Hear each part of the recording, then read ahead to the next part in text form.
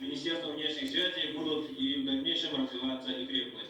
И хочется сказать, да, что вот почему у нас Покровская средняя школа номер 4 не может установить какие-то связи с какими-то школами за рубежом. Если вот завтра, да, я вам пример приведу, завтра будет презентация открытия того, что Титаринская средняя школа становится филиалом Самаркандской школы города Якутска.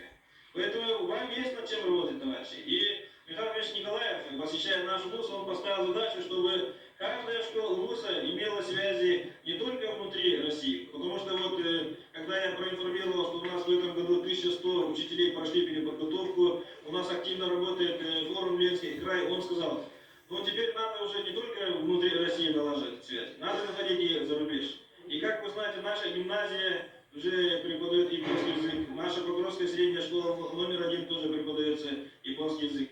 Поэтому я считаю, что Покровская средняя школа номер 4 должна найти свою изюминку, должна найти свои пути и не отставать от других школ ВУЗа.